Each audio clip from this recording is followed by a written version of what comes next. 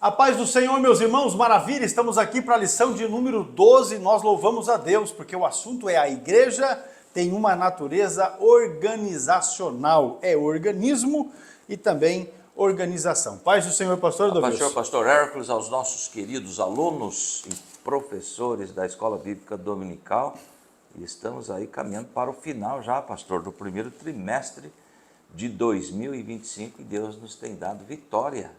Não é? Com certeza. Em nome de Jesus. Só para reforçar aquilo que dizíamos nas primeiras aulas, não é, de janeiro, quem está olhando para o tempo para semear vai acabar não conseguindo colher nada, porque não vai plantar, não é? Então, vamos lá. Estamos já no mês de março e nós louvamos a Deus por esta bênção que o Senhor nos concede. É o primeiro trimestre de 2025.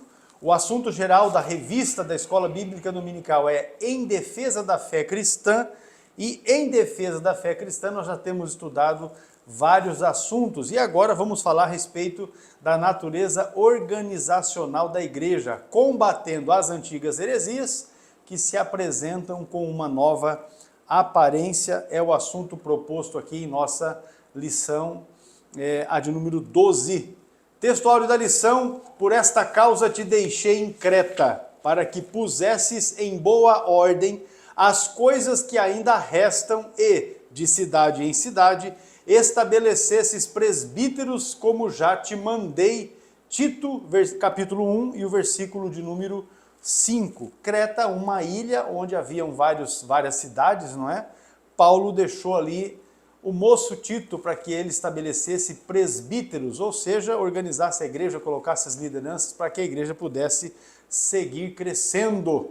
A verdade prática diz que a igreja é um organismo vivo de natureza espiritual, mas ao mesmo tempo uma organização. Vamos então destrinchar esse tema aqui. A base é Tito, capítulo 1, versículos de 1 a 9. Acompanhe aí na sua Bíblia ou na sua lição, se você tem a sua lição. E já me antecipando aqui, meus irmãos, a CPAD está disponibilizando já as lições para o próximo trimestre, o segundo trimestre de 2025. Então você já deve se preparar nesse sentido, contactar a loja da CPAD mais próxima aí da sua casa ou acessar o site da CPAD, não é, como eu já fiz, para adquirir aqui as nossas lições, tanto a minha quanto a do pastor Adolvilson, para a gente poder seguir já organizando as aulas da lição do próximo trimestre. Você se antecipe também, não é? Porque diz aquele povo que quem chega primeiro bebe água limpa, né? Exatamente. Então vamos lá, até porque se você deixar para muito depois, você acaba não conseguindo porque esgota as edições, tá? Acompanhe então a leitura bíblica, Tito capítulo 1, versículos de 1 a 9. É Tito capítulo 1, verso 1. Paulo, servo de Deus e apóstolo de Jesus Cristo, segundo a fé dos eleitos de Deus e o conhecimento da verdade que é segundo a piedade, em esperança da vida eterna, a qual Deus, que não pode mentir, prometeu antes dos tempos dos séculos, mas a seu tempo manifestou a sua palavra pela pregação que me foi confiada, segundo o mandamento de Deus, nosso Salvador. A Tito, meu verdadeiro filho, segundo a fé comum, graça, misericórdia e paz da parte de Deus, Pai, e da do Senhor Jesus Cristo, nosso Salvador. Por esta causa te deixei em Creta, para que pusesses em boa ordem as coisas que ainda restam, e de cidade em cidade estabelecesses presbíteros, como já te mandei. Aquele que for irrepreensível, marido de uma mulher, que tenha filhos fiéis, que não possam ser acusados de dissolução, nem são desobedientes. Porque convém que o bispo seja irrepreensível, como despenseiro da casa de Deus, não soberbo, nem iracundo, nem dado ao vinho, nem espancador, nem cobiçoso de torpe ganância, mas dado à hospitalidade, amigo do bem, moderado, justo, santo, temperante, retendo firme a fiel palavra, que é conforme a doutrina, para que seja poderoso, tanto para admoestar com a sã doutrina, como para convencer os contradizentes. Pronto, esta é a leitura bíblica em classe. O objetivo, ou os objetivos, não é, que temos para a lição. O objetivo do tópico primeiro é analisar a atuação pastoral de Tito na ilha de Creta. Já no tópico segundo da lição, nós vamos reconhecer a institucionalidade bíblica da igreja. E no terceiro tópico, vamos dialogar com a realidade atual a partir do texto bíblico. São aí os assuntos que temos para os objetivos, né, que temos para esta lição. Agora, a CPAD está sugerindo os hinos 53, 247 e 482 da época cristã, para que você possa organizar aí um abençoado devocional, né, para a aula da Escola Bíblica Dominical. Pastor Adolfo vai trazer para nós a definição da palavra-chave da lição, que é organização. Bom, organização, nós, como sempre, trazemos aqui uma definição a princípio geral. De acordo com o dicionário da língua portuguesa, organização é o ato ou efeito de organizar, ou seja, de preparar, planejar, dispor, ordenar, estruturar, compor ou constituir. E agora, eu trouxe aqui um adendo. A igreja, né, nós observamos que através da Bíblia a igreja tem dois aspectos no que se diz respeito à organização. E não podemos definir organização sem definirmos também organismo. E eu trouxe aqui, veja bem, de acordo, melhor dizendo, a igreja é uma organização, que é o assunto de hoje. A organização se refere à igreja visível, a igreja estrutura, não é?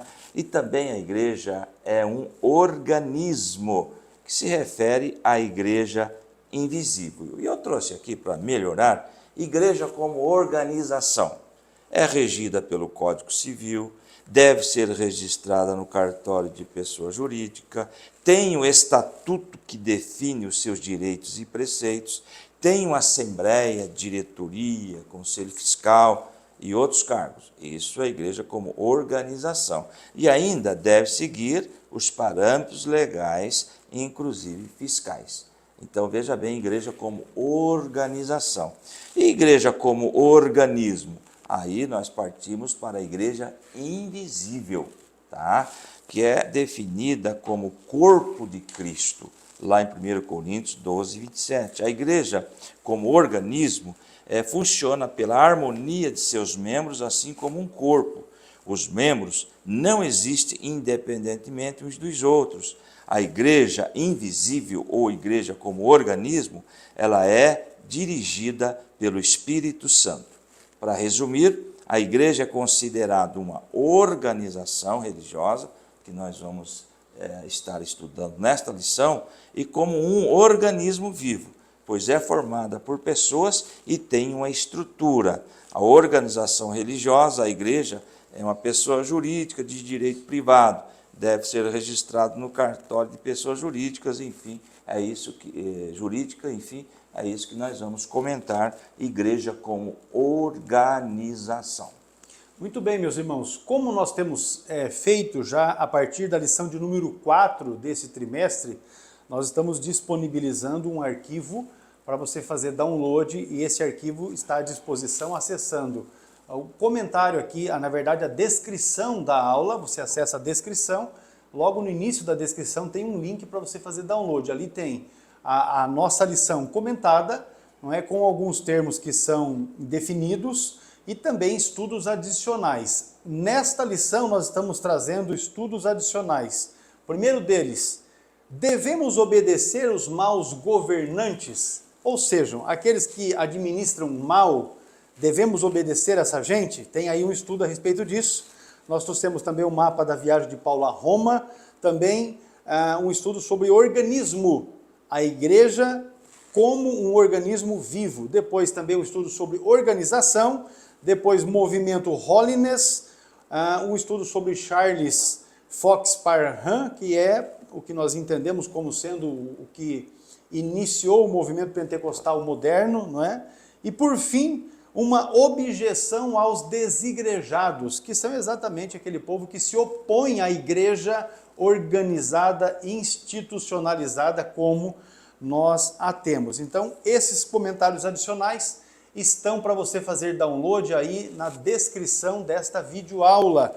É só acessar, fazer o download, estudar, para que você possa, então, se aprofundar nesses temas. Falamos também a respeito de Tito, sobre a ilha de Creta, a respeito de os bispos que são citados no texto de Tito e a respeito da cultura da região, mencionado também pelo apóstolo Paulo quando escreveu a epístola esta a Tito. Então, vamos sugerir aqui, como temos feito também nas últimas lições, que você leia a epístola que Paulo escreveu a Tito, porque com certeza você fazendo essa leitura, você vai ter uma visão mais ampla daquilo que Paulo passou para Tito, uma vez que Tito estava como pastor presidente da ilha, né? Exato. Ele era o pastor presidente daquela ilha, Creta, responsável pela organização, pela implantação de igrejas em cada uma das cidades lá na ilha de Creta. Então, acho que fica fácil aqui para os irmãos terem esta compreensão. Acrescentar que esses slides que nós utilizamos aqui nas nossas aulas, se você quiser, no comentário você coloque o seu número de WhatsApp, porque os irmãos escrevem lá, eu quero, só que não fornece o WhatsApp, eu não tenho como enviar, tá certo? Então, os irmãos que desejarem esse slide, ele é gratuito, a gente fornece gratuitamente, eu só preciso do seu número de WhatsApp para que eu possa fazer o envio, nada mais que isso, tá joia?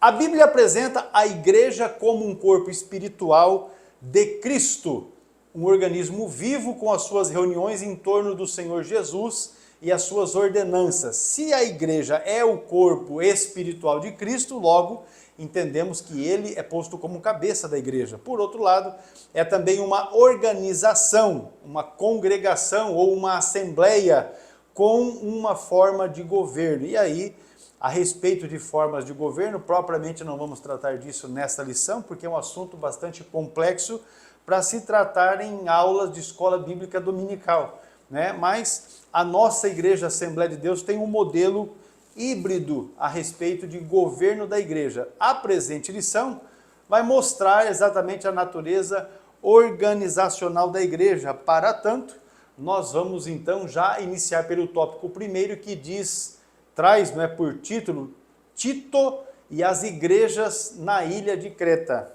Pastor Adolfo. Vamos lá, é o tópico 1 e o subponto 1. O pastor já comentou sobre a leitura dessa epístola que Paulo escreve a Tito, é relativamente curta, embora muitos detalhes nós encontramos também no livro de Atos, porque o livro de Atos ali menciona as viagens missionárias de Paulo, a viagem para Roma, também para ser julgado, né? Quando ele apelou para a sua cidadania romana. Agora vamos para o tópico 1 e o subponto 1, não é? Tito, versículo 4. O apóstolo escreveu a Tito, estando ele em Nicópolis, na costa oeste da Grécia, ou mais provavelmente a caminho desta região, pois ele afirma, deliberei invernar ali. Não tem na referência, na nossa lição, essa referência bíblica, o pastor Hércules, ele inseriu ali essa referência, deliberei invernar ali, está em Tito capítulo 3 e versículo 12, tá certo? Veja bem, como as epístolas a Timóteo e de Tito traz importantes diretrizes para os pastores em todos os lugares e épocas.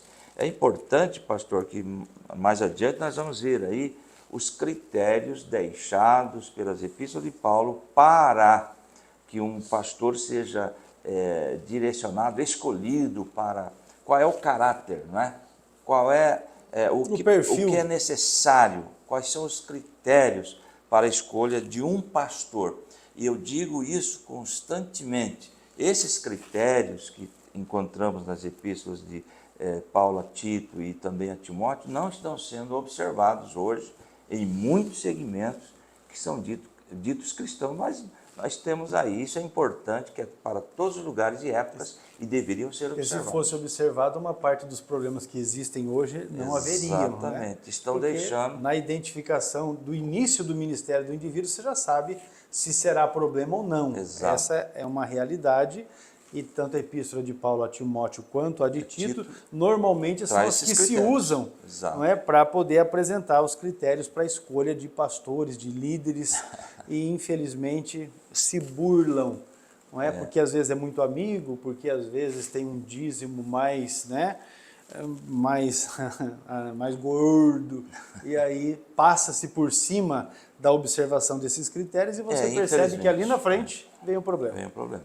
E continuando ali, Tito é chamado de o verdadeiro filho. Nós vemos aí uma intimidade entre o apóstolo Paulo e esse moço aí, Tito, do apóstolo Paulo. Lá em 1:4 nós encontramos esta colocação aí, não é? De que ele é o apóstolo, filho verdadeiro, o verdadeiro filho do apóstolo Paulo. Paulo, nós encontramos isso em Tito capítulo 1, verso 4. A expressão que o apóstolo Paulo também usa para Timóteo. Então veja bem que ele era um pastor assim que estava descobrindo talentos, né? Nós vamos ver adiante que esse menino foi convertido, é um grego que foi convertido ao cristianismo.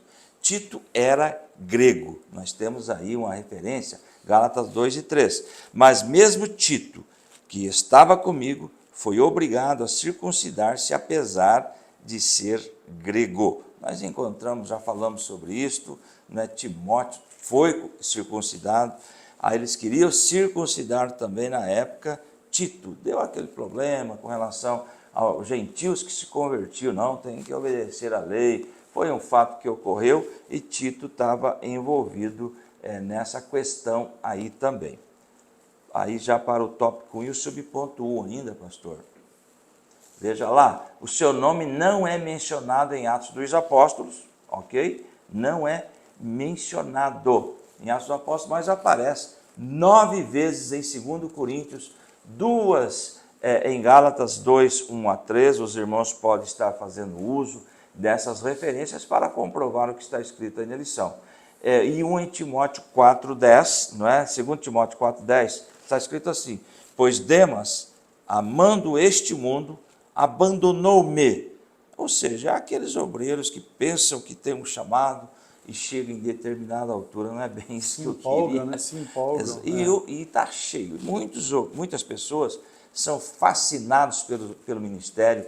Eu estava comentando com os meus alunos, o púlpito chama atenção. Todo mundo quer sentar lá. Em época de congresso, então, não tem lugar. E o povo gosta de ficar ali. E realmente a Bíblia diz: quem deseja, o episcopado excelente obra deseja, mas não é para todos. Nós temos aí esse Demas que abandonou, ou seja, ficou sozinho, mas Deus sempre tem alguém para continuar a obra do Senhor. E em Nicópolis, Tito 3:12, quando eu lhe enviar Artemas ou Tíquico, faça o possível para vir ao meu encontro em Nicópolis, pois decidi passar o inverno ali. É o texto que o pastor colocou ali no primeiro slide que nós comentamos. Agora, Nicópolis, é bom, pastor, sempre que o professor, principalmente, tenha em mãos os mapas bíblicos e localizar estas cidades para ele ter uma ideia onde fica, não é, estas cidades que são mencionadas aí nas epístolas, nas viagens missionárias que o apóstolo Paulo fez. Muito bem. Avançando aqui, meus irmãos, nós temos o subponto 2 que fala a respeito do pastor de Creta. Isso, referência no versículo 5. Aonde fica Creta, tem um mapa certinho. Pronto, lá também. No arquivo que eu coloquei para download aí tem exatamente o mapa, não é? Da quarta viagem, que seria a viagem de Paulo a Roma, né? Corrigindo, não a quarta viagem, mas a viagem de Paulo a Roma. Tem um mapa para você posicionar Creta, para você posicionar a localidade que ele menciona em Atos 27:8, que é Bons Portos. Enfim, vai ter ali um mapa para que você possa verificar isso, inclusive usar esse mapa, se for o caso, na sua aula. É o ideal. Joia? Versículo 5 do capítulo 1 de Tito diz assim: por esta causa te deixei em Creta, para que pusesses em boa ordem as coisas que ainda restam, e de cidade em cidade estabelecesses presbíteros, como já mandei. Deixa eu dizer uma coisa, irmão, se foi necessário Paulo escrever para Tito nesses termos, que pusesse em boa ordem, é porque havia desordem. Porque se não houvesse desordem, ele não teria escrito nesses termos. Então, se ele está mencionando isso, é porque a coisa estava de fato bagunçada. E quando você lê, você vai chegar a essa conclusão. Foi constituído, então, o Tito foi constituído pastor na ilha de Creta pelo apóstolo Paulo. Isso para colocar em boa ordem as coisas que restam. e também para estabelecer presbíteros de cidade em cidade. Então veja que os presbíteros aqui seriam os pastores nas igrejas locais, em cada uma das cidades onde Tito estaria estabelecendo eles para que ali pudessem realizar o trabalho. Então, os relatos que nós temos em Atos dos Apóstolos omitem esse trecho do itinerário de Paulo. Ele passou por Creta durante a sua 4ª viagem, na condição de prisioneiro com destino a Roma, num local chamado Bons Portos. Atos capítulo 27, deixa eu pegar o texto aqui para posicionar os irmãos, não é, a respeito desta 27, localidade, 27 e 8 de Atos dos Apóstolos. Diz assim o texto de Atos 27 e 8. E costeando-a dificilmente, chegamos a um lugar chamado Bons Portos, perto do qual estava a cidade de Lazéia. Então você verifica que assim, a cidade, só para que você tenha uma ideia, a ilha, na verdade, de Creta tinha muitas cidades. Uma delas era essa Lazéia, e esse lugar chamado Bons Portos foi o lugar que ele esteve ali enquanto contornava a ilha de Creta, porque houve uma tempestade, o vento empurrava a embarcação. Então ele relata isso aqui em Atos capítulo 27, especialmente esse texto que menciona essa localidade, Bons Portos. Pelo que parece, não foi nessa ocasião que ele deixou Tito em Creta. Então, uma vez que não tenha uma outra menção a respeito, entende-se que num outro momento foi que aconteceu esse negócio, mas Paulo colocou o Tito ali na ilha para que ele pudesse organizar igrejas. E aí, quando você lê a respeito da situação das pessoas que haviam ali, você vai ter uma compreensão melhor a respeito da questão de Creta. Muito Subponto bem, 3 da lá. lição. É bom mencionarmos aqui que no livro de Atos, quando alguém perguntar quantas viagens missionárias de Paulo, nós encontramos no livro de Atos, são 3.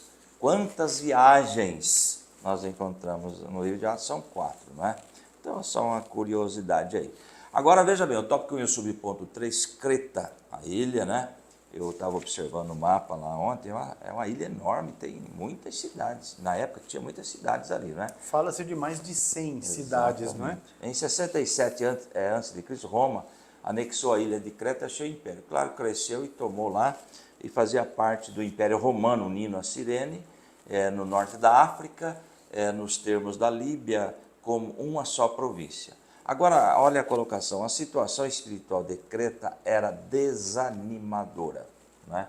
Porque a igreja estava desorganizada. Aí nós começamos a entender por que desse título. A igreja tem uma natureza organizacional. Entendemos nós, pastor, fazer aqui um adendo, que nós servimos a um Deus extremamente organizado em tudo que ele faz.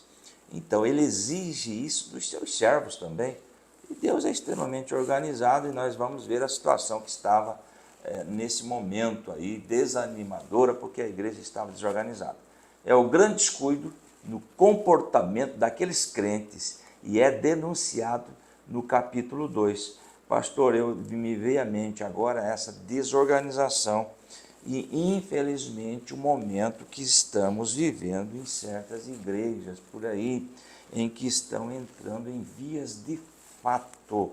Eu penso que há uma tristeza muito grande do Espírito Santo com relação ao que estamos vendo nos dias de hoje, no nosso meio, nas nossas igrejas, né? Parece que o relaxamento espiritual era consequência de um desleixo natural, que era características dos cretenses. Tito 1:12 diz assim, olha só a situação daquele momento. Um dos seus próprios profetas chegou a dizer, cretenses, sempre mentirosos, feras malignas, glutões e preguiçosos. Veja bem o perfil da situação, do momento em que foi escrito. Olha o versículo 13. Tal testemunho é verdadeiro, portanto, repreenda-os severamente para que sejam sadios na fé. Eu fico pensando que situação que Tito pegou para consertar esse ambiente aí. Olha, é com você, Tito. Você pode chegar a fazer uma leitura, se você fizer bem pausada a leitura aí, de Tito, capítulo 1, a partir do versículo 10, você já vai ver a situação da igreja. Ó. Há muitos desordenados, faladores, vãos e enganadores, principalmente os da circuncisão, ou seja, os judeus que estavam ali, né, na ilha, na igreja, aos quais convém tapar a boca, homens que transtornam casas inteiras, ensinando o que não convém por torpe ganância. Aí quando ele cita um deles, seu próprio profeta, na verdade Paulo está fazendo uma situação a um indivíduo chamado Epimênides, que viveu naquela época lá na ilha, e Epimênides era reconhecido pela cultura de então como se fosse um profeta, não que fosse um profeta que falasse em nome de Deus, mas alguém que tinha relevância quando ele falava alguma coisa. Aqui no Brasil nós tivemos um indivíduo que tinha essa certa relevância também, mas que já é morto, era tido como aquele que tinha as revelações de Deus, até escrevia as coisas, né, que supostamente recebia de Deus, enfim, recebia de espíritos que não eram de Deus, na verdade. Mas, sem mencionar o Chico, eu quero só deixar mais claro para os irmãos. O Epimênides é esse tipo de gente. Eu vou comentar a respeito disso quando nós vamos falar no próximo tópico a respeito da cultura da região, mas aqui você já tem um perfil de qual era a situação da igreja. E eu quero dizer, irmãos, que não é nada muito diferente do que nós temos hoje. Não é? Por quê? Você observa assim, ó, Jesus quando chegou no templo, fez um azorrague e espalhou a turma, porque já naqueles dias a turma fazia da casa de Deus um negócio esquisito. Não é? A igreja cristã, no seu primeiro século, e aqui, quando nós estamos falando de Tito, nós estamos falando de uma epístola que foi escrita por Paulo por volta do ano 63 a 65 da era cristã. Então você já vê que no primeiro século a igreja já passava por perturbações, com gente que estava ali, que não era crente. Estava na igreja, se dizia cristão, mas não era de fato crente, porque era gente conforme diz o texto aí, gente desordenada, versículo 10, né? Faladores, vãos, enganadores. E aí Paulo ainda diz, convém tapar a boca dessa gente. Então, você vê que Paulo dá instrução para Tito e é instrução severa. Você imagina hoje o pastor presidente chegar para um presbítero e dizer assim, ó, lá na congregação que você está liderando, tem lá gente desordenada, falador, vão, enganador, tapa a boca dessa gente. Faz ideia da confusão que não vai dar. Agora você imagina isso no primeiro século, o apóstolo Paulo, que era o líder que estava sobre essas congregações, e vamos colocar assim, ele era um líder que não estava presente, porque ele colocou o Tito ali para ser o líder das cidades daquela ilha. Então você também entende que o Tito não era aquele indivíduo que estava presente a semana toda, em cada culto, em cada reunião que se fazia, porém as notícias corriam, não é? E aí ficava-se sabendo das situações e você percebe que as situações elas se tornavam conhecidas exatamente porque Paulo escreve para o Tito regulamentando, fala, meu filho, tem que tratar desse caso, tem que ajustar isso aqui está errado, vai ajeitando ali. E são temas, irmãos, que se nós formos hoje chamar um obreiro que dirige uma igreja e fala para ele, ó, você tem que tomar posição nisso aqui, dá confusão, com certeza dá confusão. Aí, conforme diz o pastor, eu vi essa turma sai até no braço. Pode ter certeza que vai chegar a esse ponto. Então, aqui é o aspecto que nós estamos avaliando, mas nós ainda vamos chegar num tema ainda mais profundo a respeito desta situação lá em Creta. Com certeza nós vamos chegar nesse aspecto ali.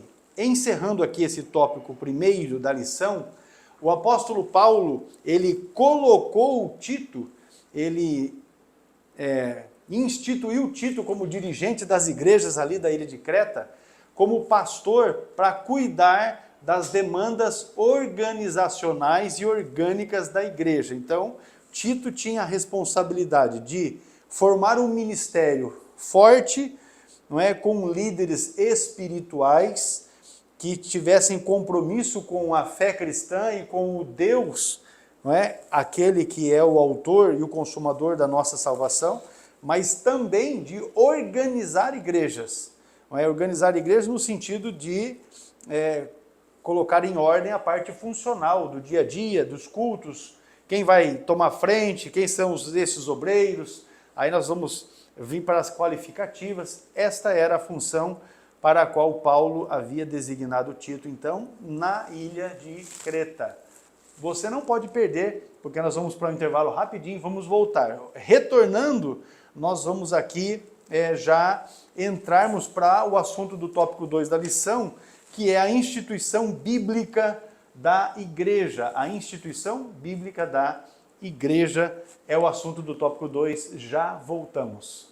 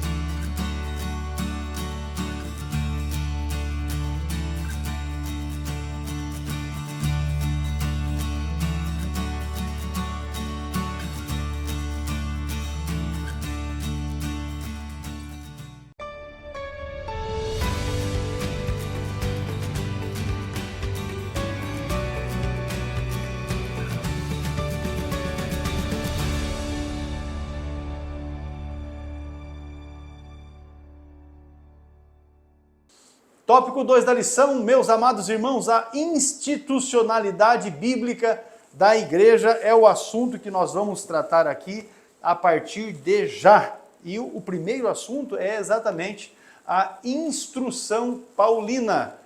É interessante, as cartas de Paulo têm esse objetivo, pastor. Abriam-se igrejas, surgiam problemas e ele emitia uma carta para resolver as questões. Essas questões. Então tem muita gente que... Para que essas cartas? Justamente para isso, para resolver, para nortear, para colocar regras de acordo com aquilo que Deus orientou. E como essas cartas foram válidas para resolver os problemas das igrejas nascentes, elas igualmente servem para resolver os problemas do nosso tempo, não é? Veja que os problemas, na verdade, são os mesmos, não é? Não mudaram, são exatamente os mesmos. Escrito aí nos anos 60 e alguma coisa, Tito, a gente lê, tem-se a ideia que é aplicação para hoje mesmo. Passaram-se só 2000 anos e você percebe que essas cartas são atualíssimas, né? Com certeza. Vamos lá, tópico 2, o subponto 1, a instrução paulina. A organização eclesiástica, a que o apóstolo Paulo instrui Tito, não se restringe a uma estruturação do ministério, ou ministerial.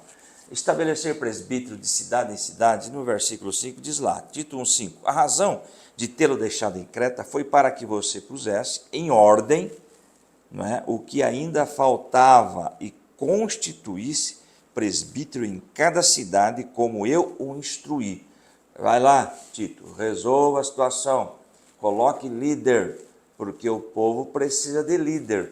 Mas não é interessante, nós comentamos isso no início da aula, não é qualquer líder. Tem que ter um perfil para que esse líder assuma esta igreja. É isso que ele quer dizer aí, trocado em miúdos.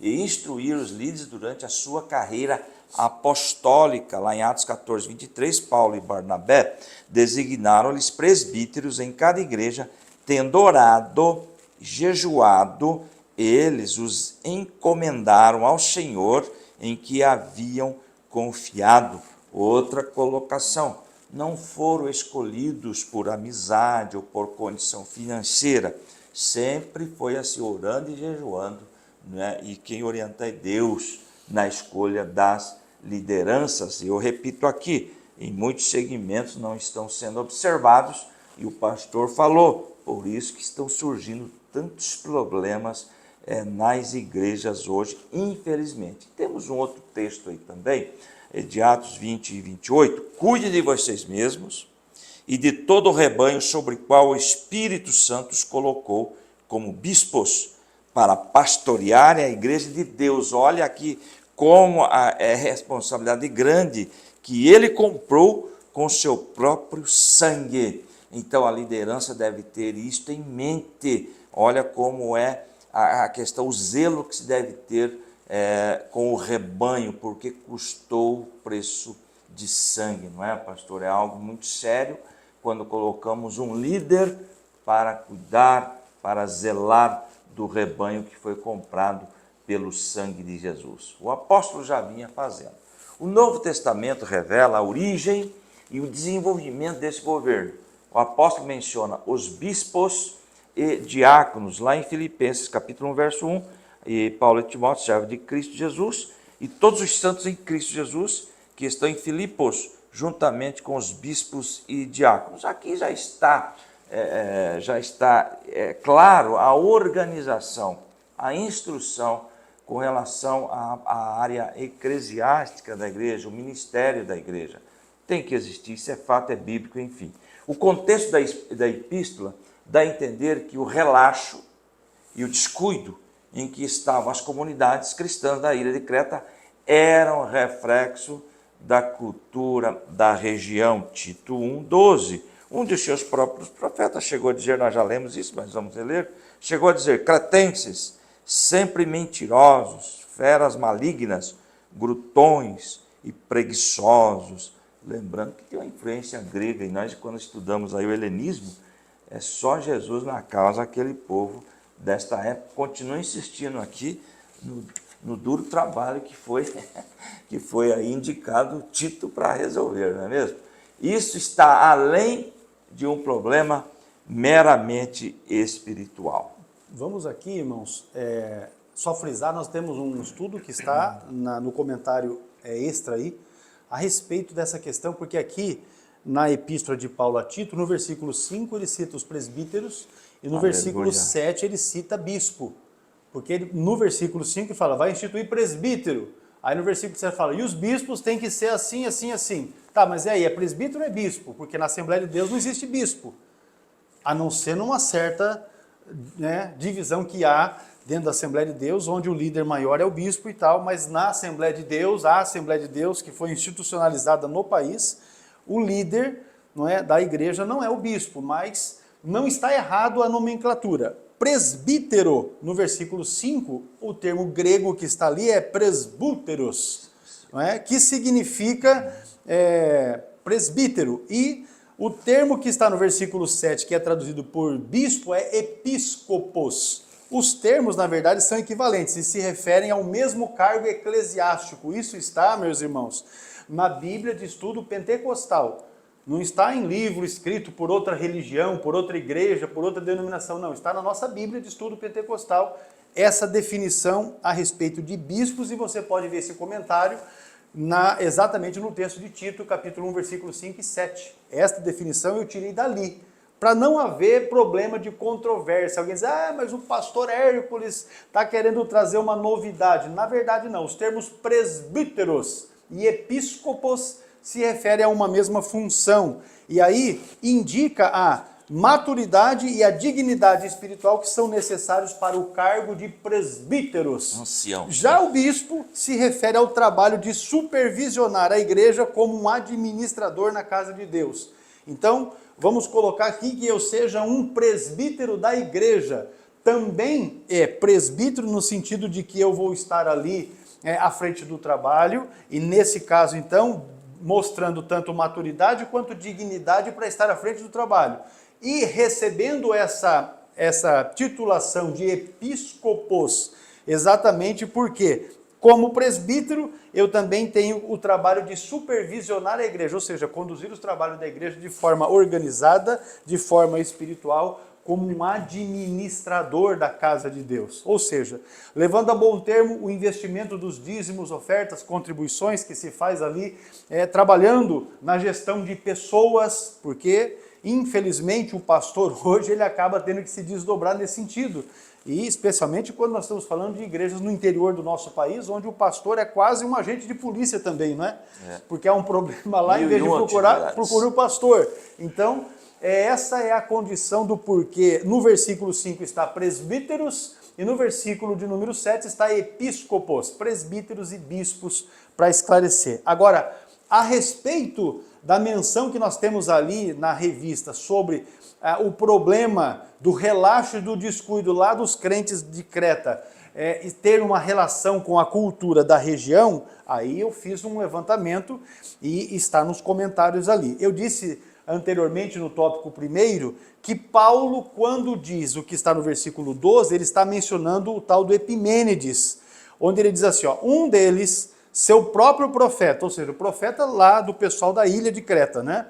Não que fosse profeta de Deus, frisando isso. Ele disse, os cretenses são sempre mentirosos, bestas ruins e ventres preguiçosos. Por que é importante mencionarmos isso? Porque quem não conhece da cultura da época vai dizer, poxa, mas Paulo então estava discriminando o povo de Creta. Na verdade não, ele estava se referindo ao fato de que um próprio profeta que havia lá, não é? Um bandidinho que tinha lá, ele desprezava o povo de Creta, diminuía, reduzia o povo lá de Creta. Essa é a afirmação de Paulo, então, não deve ser interpretada ou considerada como se ele tivesse ali fazendo uma difamação racial ou ainda uma discriminação, porque todos os povos e as suas culturas apresentam falhas, e os cretenses tinham essa que era mais grave. Quando ele cita o próprio profeta deles, a referência que ele está fazendo aqui é exatamente a esse Epimênides, que dizia o seguinte, cretenses sempre mentirosos, feras terríveis e ventres preguiçosos. Ou seja, a citação de Epimênides que ele faz aqui em Tito, capítulo 1, versículo 12, faz relação a um poema desse próprio Epimênides. E o poema consiste de 6 pés métricos, que são os versos, não é? Que ele fazia na poesia dele. Aí vamos lá. A representação dos cretenses como enganadores e mentirosos pode ter surgido da pretensão deles de terem em sua ilha um túmulo de Zeus, que é uma ocorrência que havia lá. Mas a reputação dos cretenses de serem mentirosos a fim de lograr fins egoístas, que é o contexto do versículo 11, que diz assim, os quais convém tapar a boca, homens que transtornam casas inteiras, ensinando o que não convém por torpe ganância. Essa referência era tão amplamente difundida que deu origem ao substantivo cretismo, que quer dizer conduta cretense, ou falar como cretense, e o significado é dizer mentira ou ainda enganar. A expressão bestas ruins, isso tudo relacionado com a cultura da região. A expressão bestas ruins que o apóstolo Paulo usa demonstra o caráter selvagem e cruel dos cretenses dos dias desse Epimênides e também nos dias que Paulo e Tito viveu, porque eram contemporâneos. Costumavam arredar todos do seu caminho para obterem vantagens pessoais. E aí, quando a referência ainda fala de ventres preguiçosos, estigmatiza os cretenses como glutões, indolentes e ávidos por sexo. Isso tudo está na poesia desse camarada chamado Epimênides. Os cretenses, pois são falsos, egoístas e amantes dos prazeres. A referência é Warren Wiersbe, no comentário expositivo de Geografia, da editora e também editora geográfica, e ainda de Hendrickson, William, comentário de 1ª e 2ª Timóteo, também de Tito, da editora Cultura Cristã. É a referência que nós levantamos aqui a respeito dessa questão da cultura da região. Então você observa que Paulo, quando menciona esse texto aí, versículos 12 e 13, ele está fazendo a apologia a um falso profeta que havia lá em Creta, esse indivíduo chamado Epimênides, que já havia colocado todos esses adjetivos aos povos da ilha. E Paulo está dizendo, esse Epimênides, quando ele coloca esses adjetivos ao povo da ilha, ele está fazendo aqui uma referência às pessoas que você vai ter que cuidar delas, não é? Porque essas pessoas estavam na igreja. Imagina a luta que foi esse negócio. Agora, pastor, subponto 2, a igreja como instituição. Podemos definir organismo como uma forma individual de vida, está aí na lição, um ser ou algo vivente, né? Na eclesiologia, que a doutrina da igreja é eclesiologia, eclésia, igreja, né? Elogia, estudo sobre a igreja. Na eclesiologia, o ensino, o estudo sobre a igreja, significa ser a igreja um organismo. Aí nós entramos nesse assunto. Por isso que nós definimos lá no comecinho, não somente a organização, mas também o organismo. A igreja é um organismo porque é um corpo espiritual. Quando nós falamos de igreja como organismo, nós estamos falando da igreja invisível, porque é um corpo espiritual e vivo, cuja espiritualidade é gerada pelo Espírito Santo. 1 Coríntios 13, 16 está aí na lição. Vocês não sabem que são santuários de Deus, nós, né, como pessoa, e que o Espírito de Deus habita em vocês? É uma pergunta aí. E o versículo 1 Coríntios 3 e 17. Se alguém destruir o santuário de Deus, Deus o destruirá, pois o santuário de Deus, que são vocês, é sagrado. Aí cai por terra aquela questão que diz aí fora, que Deus só quer o coração, enfim. Não, nós temos que zelar também pelo templo, né, que é o nosso corpo. E tem outra referência aí com relação a isso, 1 Coríntios 6,19. Acaso não sabem que o corpo de vocês é santuário do Espírito Santo que habita em vocês, que lhes foi dado por Deus e que vocês não são de si mesmos? Então nós estamos falando aí da igreja como organismo, tá bom? E temos também uma outra referência em nossa lição, Efésios 2 e 21, no qual todo edifício é ajustado e cresce para tornar-se um santuário santo no Senhor. Estamos falando aqui da igreja como organismo. E tem uma colocação aqui, institucionalização. O que é isto? Institucionalizar uma igreja significa organizar formalmente os seus sistemas e crenças e rituais, tornando-se uma instituição social. O que é isso? Organizar. Apesar de nós sermos organismo, nós somos organização e temos que organizar. Nós vamos entender aqui também que entra a questão da liturgia do culto. E eu trouxe aqui uma colocação que já vai abranger também o próximo slide, pastor Arcos. Igreja como organização. Aí nós temos uma colocação. A igreja primitiva tinha uma estrutura organizada. Era simples, mas existia. Veja bem. Agora, os apóstolos lideravam a igreja centralmente. Atos 16 e 4. Diz lá, e quando iam passando pela cidade, lhes entregavam para ser observados os decretos que haviam sido estabelecidos pelos apóstolos e anciões em Jerusalém. Nós estamos falando aqui de uma igreja organizada segundo normas adotadas pelos anciões em Jerusalém, que eram normas. Eles ensinavam na igreja. Atos 2 e 42 diz assim, eles se dedicavam ao ensino dos apóstolos e na comunhão ao partir do pão e as orações. E também, olha a igreja como organizava, que era organizada, melhor dizendo. Cuidavam das finanças. Atos 4, 37. Vendeu um campo que possuía, trouxe o dinheiro e os colocou aos pés dos apóstolos. Nós estamos vendo uma igreja estruturada, organizada. Não somente nos momentos de adoração, enfim, mas também no momento de estrutura financeira, o controle financeiro. Então veja bem o cuidado que Deus tem. Nós falamos aqui e mencionamos um Deus extremamente organizado em tudo, inclusive nos cultos, que nós vamos ver lá no finalzinho de 1 Coríntios 14, que tudo deveria ser feito com ordem e decência. E tem todo lá uma colocação feita, não é mesmo? E cuidavam das finanças, nós já lemos aqui, e também nomeavam líderes locais, Atos 6,6. Apresentaram esses homens aos apóstolos, os quais oraram e lhes impuseram as mãos. Veja bem que no Atos 6 nós vamos ler lá a constituição dos diáconos para melhor organizar. Existiam reclamações lá dos gregos com relação ao atendimento que eles estavam tendo de acordo com o que deveria ser. Então vamos organizar isto. Vamos nomear aí os diáconos, homens cheios do Espírito Santo. Veja bem esse caráter aí de organização que existia na igreja. E também se reuniam em concílios para tratar desses assuntos, tratar de assuntos sobre a igreja. Então nós temos aí uma igreja organizada. Tem muita gente que fala assim, nós vamos entrar nesse assunto posteriormente, não preciso de igreja, eu sou a igreja.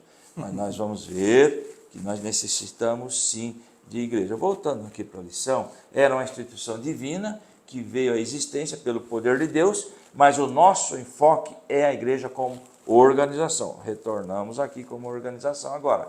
Quando se fala em institucionalizar, dar caráter de institucional ou de tomar institucional, significa estabelecer organização, tá certo? Não é algo desorganizado de qualquer maneira.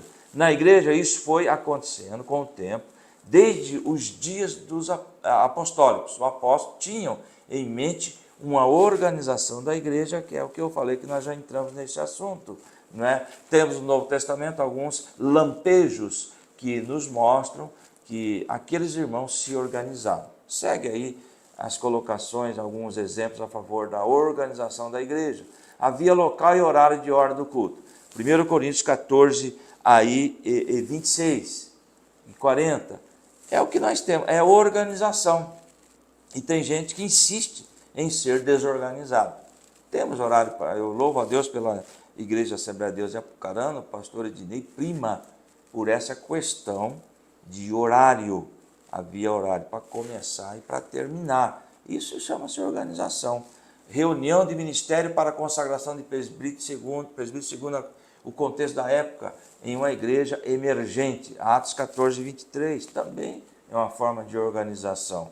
Foi realizado o concílio, acabamos de ler aqui, se reuniu, vamos tratar deste assunto, né? Uma convenção para tratar de assuntos doutrinários. Existe isso. Então tem alguém que fala, não preciso de pastor, eu não preciso de igreja, eu não preciso de pregação. E agora, recentemente, eu vi aí uma inteligência artificial pregando em uma determinada igreja. Sentaram-se lá e a inteligência artificial pregando, eu acho isso interessante, né? A coisa está mudando. As igrejas dispunham de serviços sociais para atender as famílias economicamente fragilizadas. No capítulo 8 e 9 de 2 Coríntios se trata desse assunto. E também em Romanos 15, 25 eu trouxe aqui, 15, 25, 26 e 27.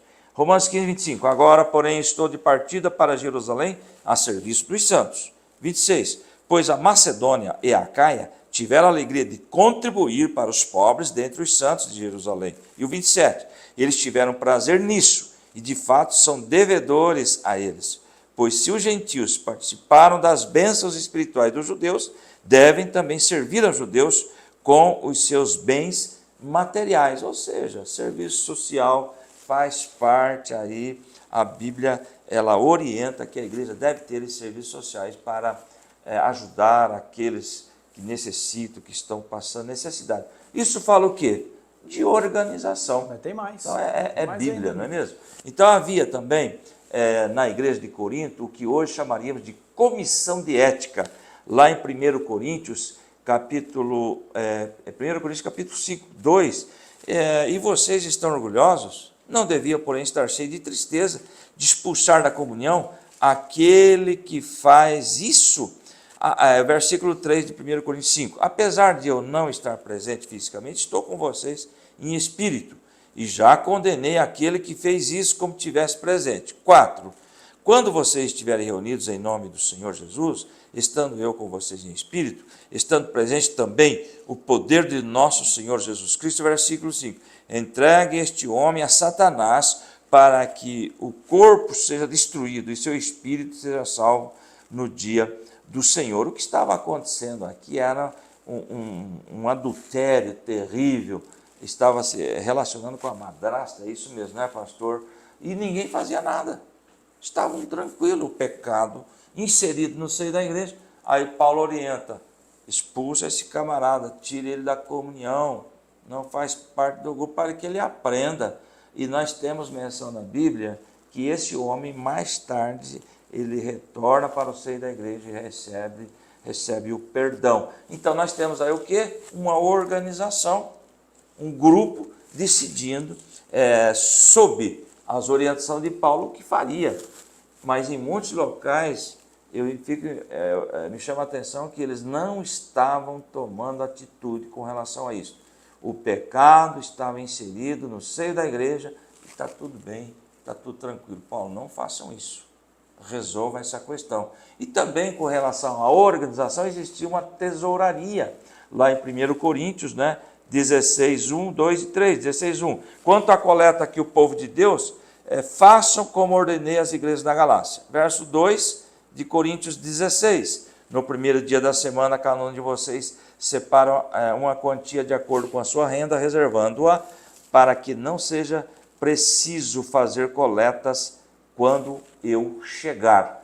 Então temos aí uma organização para administrar o financeiro da igreja da época. A carta de recomendação, voltando aqui para a nossa lição, era mais como um documento, um recurso para garantir a origem e identidade das pessoas. É o que acontece hoje. As pessoas vêm visitar a Igreja Assembleia de Deus de Apucarana. Uns vêm como recomendados, somente visitantes. Então, nós vamos ler lá a carta de recomendação devidamente assinada pelo pastor presidente, pelo secretário da igreja. Isso é uma organização, carta de mudança. Está aqui os nossos irmãos que estão mudando para a cidade de Apucarana. Enfim, isso é organização. Então, olha aí, é um recurso para garantir a origem e identidade das pessoas, porque as pessoas chegam para a nossa igreja, ou de mudança ou de visita, é bom se identificar. E nós temos aí Romanos 16, 1 e 2. Recomendo-lhes a nossa irmã Febe, serva da igreja em Cencreia. Versículo 2. Peçam que a receba no Senhor. Ela está sendo recomendada pelo apóstolo Paulo, dizendo assim, ela é das nossas, né? Recebam aí, né? Serva da igreja em Cencreia. Peço que recebam no Senhor de maneira digna dos santos. E lhe prestem ajuda de que venha necessitar, pois tem sido de grande auxílio para muita gente, inclusive para mim. Tudo isso que nós falamos aqui, organização da igreja. E Deus se agrada disso. Com certeza. Deixa eu falar uma coisa aqui a respeito de carta de recomendação. É importante, irmãos, que você, quando vai viajar, solicite para o seu pastor, na secretaria da sua igreja, uma carta de recomendação, que pode acontecer de você, por exemplo, ser assaltado, vamos colocar aqui uma hipótese, sofrer um acidente e precisar de um apoio lá na cidade onde você vai estar, tendo uma carta de recomendação fica mais fácil. Não é? Porque certa feita nós estávamos no culto aqui, em nossa igreja em Apucarana, e chegou um indivíduo falando meio enrolado, Paraguai. um brasiguaio, e aí não apresentou carta de recomendação, apenas uma credencial. E aí, eu não vou citar nome porque não é o caso, mas a pessoa que recepcionou, um dos nossos pastores, líderes aqui, pegou aquela credencial, mostrou para mim e falou, e agora, a gente apresenta ou não? Eu falei, daqui que eu já vou consultar. Como eu vi a cidade de onde era, e eu tinha um irmão que trabalhava com a gente no CETAD, que era dessa cidade, eu falei, meu filho, tem como você dar uma corridinha no endereço tal? Aí ele foi lá e mandou uma foto para mim do endereço tal. O endereço tal era um terreno vazio, que constava naquela credencial como sendo a sede do ministério. E aí logo vi que era uma fraude, e aí eu falei, daqui que eu vou resolver esse negócio. Pedi o microfone e mostrei, ó, está aqui essa credencial, esse irmão está no nosso meio, está abordando aqui os irmãos, pedindo ofertas, dizendo ele que tem que seguir viagem e tal. Eu quero dizer para os irmãos que não dê dinheiro, porque esse miserável está de mentira. Aqui nessa credencial que eu mostrei novamente, falou, tem aqui um endereço, eu pedi para um obreiro que eu conheço da cidade, onde está dizendo aqui esse endereço, ele foi lá e acabou de me mandar uma foto. E no endereço é um terreno vazio, ou seja, não existia ministério, não existia nada, era uma fraude. E esse tipo de gente aparece nas nossas igrejas.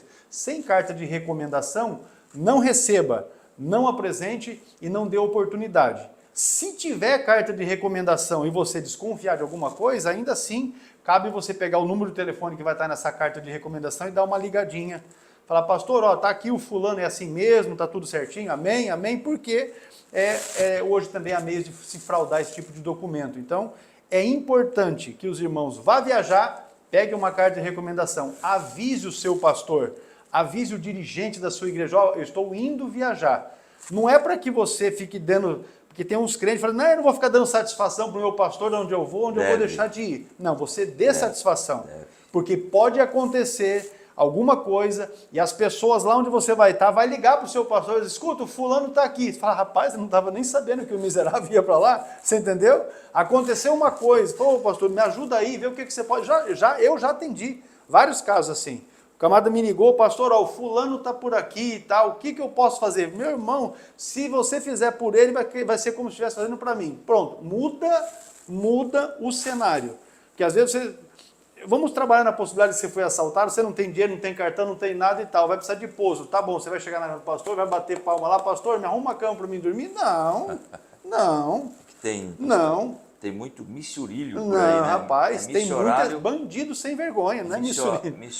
É missionário com andarilho. A gente tem que tomar cuidado com isso daí. Então, vamos encerrar aqui o tópico 2 da lição. Tópico 2 da lição, a igreja é uma instituição divina que demanda uma organização institucional. E nós estamos falando a respeito disso, mas ainda vamos falar mais a respeito da questão atual. Tópico 3 da lição, que nós vamos abordar logo após o intervalo.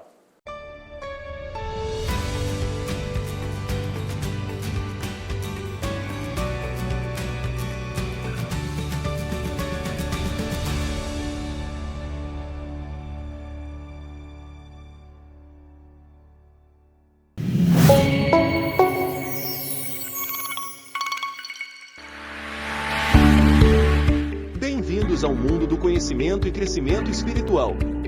Temos o prazer de oferecer uma ampla variedade de cursos destinados a fortalecer a sua fé, aprofundar o entendimento bíblico e equipar você para um ministério significativo. Nossos cursos são uma jornada de aprendizado e descoberta que transformará sua vida e capacitará você para servir com excelência.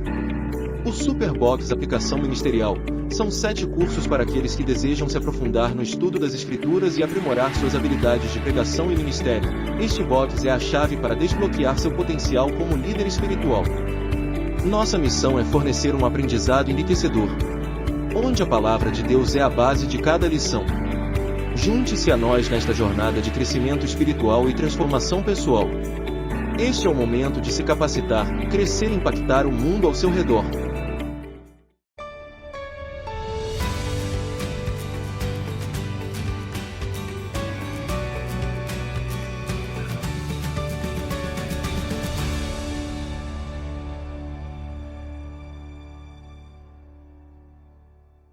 Tópico 3, meus irmãos, a questão atual. Vamos então trabalhar nesse sentido, porque atualmente os problemas, assim como haviam nas igrejas lá entre os cretenses, também existe no meio dos apucaranenses e também aí na cidade onde você está, esses problemas também se evidenciam. Vamos então, quando falamos de organismo e organização, o pastor Adovilson já vai tratar a respeito disso. Nós trouxemos 2 estudos complementares a respeito disso. Um a respeito de organismo, um a respeito de organização, exatamente para que os irmãos consigam distinguir uma coisa da outra, mas também entenderem que as duas coisas, elas andam juntas.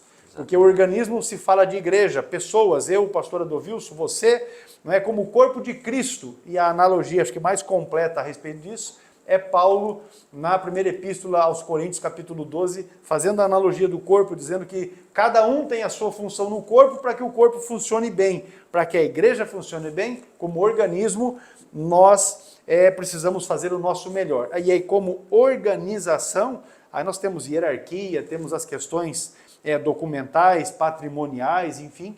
Então nós temos aí um estudo que trata a respeito dessas duas questões, organismo, organização. Você estude e você vai ter uma melhor compreensão a respeito desses 2 assuntos. O tópico 3, o ponto 1, sobre organismo e organização, esse primeiro parágrafo aí, já está falando disso. A igreja, ela é organismo e organização. Como organismo, nós precisamos de uma estrutura, não é? Para adorar ao Senhor, para a liturgia do culto, a ordem do culto, enfim. E alguns ainda não entenderam que essas atividades espirituais exigem uma organização. Tem gente abrindo igrejas por aí, pastor, sem a mínima condição, não tem uma documentação, isso não pode acontecer. Vamos abrir uma porta ali, colocar uma placa, igreja pentecostal, azeite quente, está tudo certo. Não existe uma organização, não é? A nossa atitude é mostrar que a Bíblia nos apresenta a igreja como organismo e ao mesmo tempo uma organização.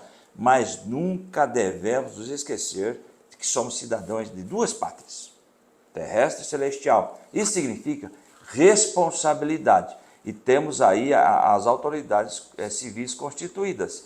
Romanos 13, do versículo 1 ao 7. Romanos 13. Todos devem sujeitar-se às autoridades governamentais, pois não há autoridade que não venha de Deus. As autoridades que existem foram por ele estabelecidas, ou seja, vamos respeitar as autoridades. Verso 2, portanto, aquele que se rebela contra a autoridade está se colocando contra Deus, que instituiu. E aqueles que assim procedem, trazem condenação sobre si mesmos. Verso 3, pois os governantes não devem ser temidos, a não ser pelos que praticam o mal. Claro, aquele que está errado teme, né? Você quer viver livre do medo da autoridade? Pratique o bem, ou seja, obedeça a lei.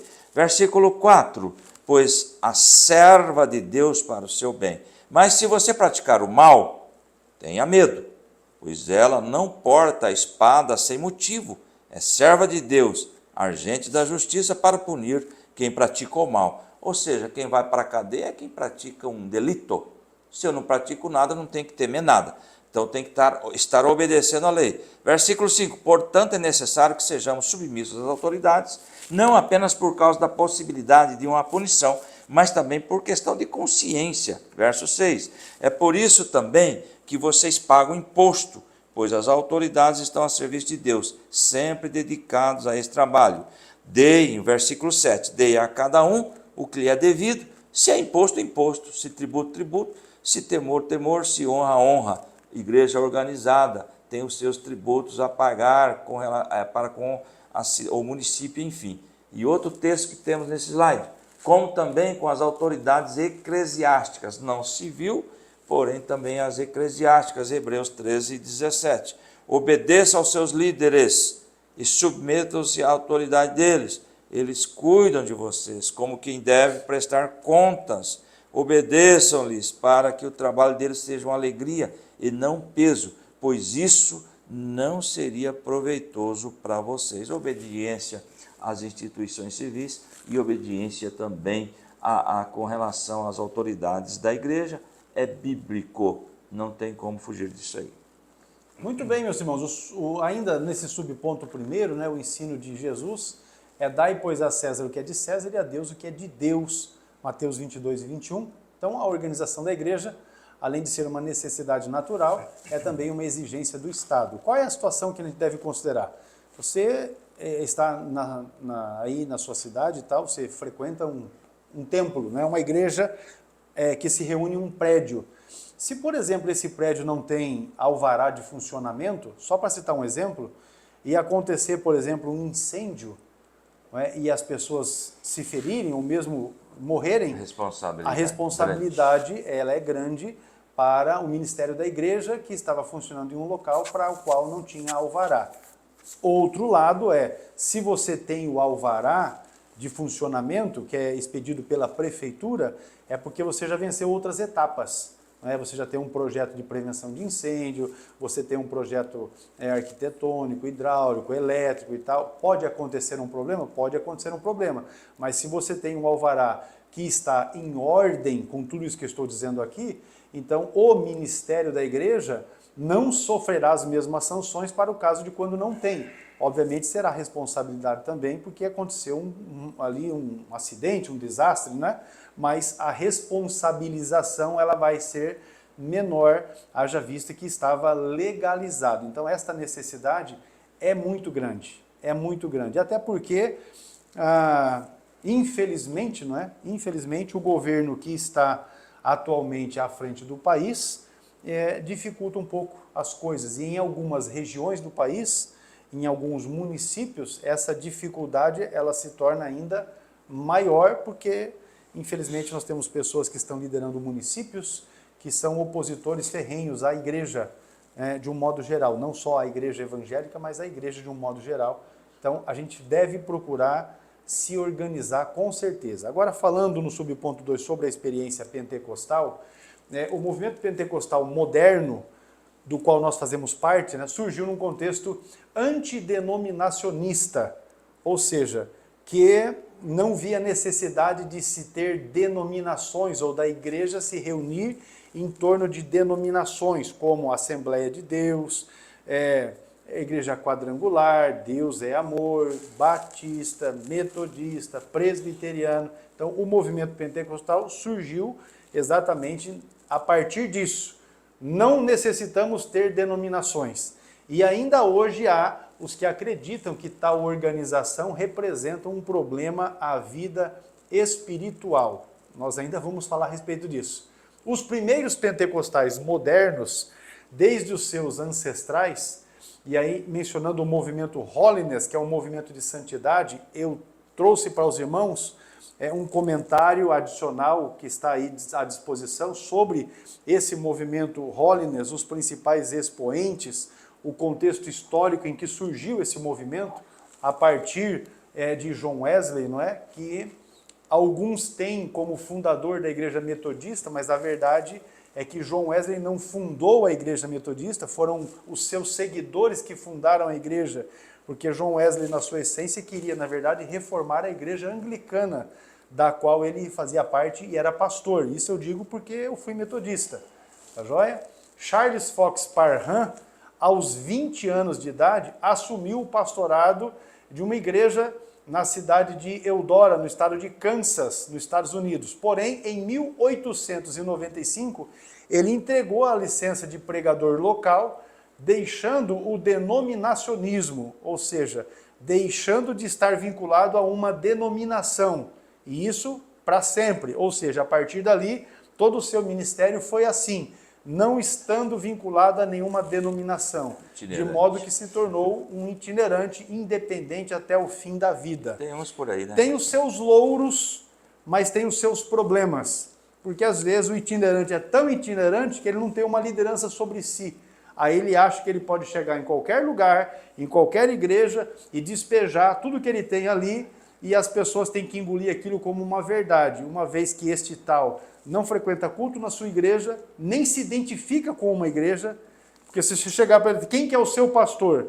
Ele, na verdade, nem tem um pastor, porque a itinerância dele faz com que ele esteja cada dia num lugar e ele não tem uma referência. E com isso, ele também acaba não criando um cabedal doutrinário, porque ele não está debaixo de liderança. Não frequenta a escola dominical, não frequenta os cultos, as famílias, em alguns casos, estão completamente desestruturadas. Isso para não mencionar alguns deles que já estão experimentados o segundo, terceiro, quarto, quinto casamento e por aí vai.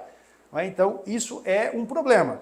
Mas a igreja do período apostólico adotou um programa de funcionamento logo no limiar da sua história e foi uma bênção. Por quê? Ajudou a cumprir a sua tarefa de maneira eficaz.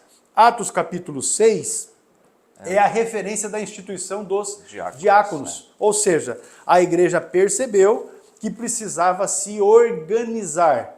Era um organismo que precisava de organização. E eles fizeram isso, e fizeram isso com louvor. Grande acerto. Enquanto nós temos alguns dizendo que não precisa de igreja e da organização chamada igreja, com o seu nome, não é? Nós temos o exemplo bíblico dizendo que a organização ela é necessária para o bom funcionamento da igreja. Tanto que o subponto 3 é exatamente isso. É necessário organizar. E a nossa Assembleia de Deus experimentou este momento também na sua história. Veja bem, o tópico 3, o subponto 3, é o último tópico, né, desta lição. Em 1914, alguns dos pioneiros entenderam que havia chegado a hora de rever essa questão aí de antidenominacionismo. Não é? Ou seja, não precisamos agora, vamos mudar essa história aí, de Parham e de outros líderes que haviam entre os pentecostais da santidade. Isto para evitar um crescimento desordenado. Foi neste contexto que foi criado o Concílio das Assembleias de Deus dos Estados Unidos. Agora, veja bem, irmãos, existia esse sentimento de antidenominacionalismo. É uma expressão que se refere à rejeição de denominações, ou seja, de igrejas ou grupos com características próprias. Aí onde entra o grupo hoje chamado de desigrejados. Não precisamos de uma denominação, não pertencemos a um grupo, enfim. E tem até um senhor aí, o nome dele Mário Persona, que estimula essa questão aí. Não precisa da igreja, nós se conversamos trocamos as ideias pelo WhatsApp, não precisa de igreja não. Agora, eu trouxe aqui bem rapidinho, refutando os desigrejados. Lá em Hebreus 10, 25, diz assim: não deixando a nossa congregação, como é costume de alguns, antes admoestando-nos uns aos outros, e tanto mais quanto vedes que vai se aproximando aquele dia. E temos aqui várias menções sobre templo. Olha aqui, veja bem, aconteceu que, tornando eu, Paulo, para Jerusalém, quando orava no templo, fui arrebatado para fora de mim. Atos 22 e 17 também encontramos esse texto, melhor dizendo. E outro texto: e todo o povo ia ter com ele, Jesus, ao templo, de manhã cedo para ouvir. Lucas 21, 38, Jesus ensinava no templo. Outra colocação: o qual, vendo a Pedro e a João que iam entrando no templo, pediu que lhe desse uma esmola. Atos 3, 3. E outra colocação: e aconteceu que, passando 3 dias, acharam Jesus, onde?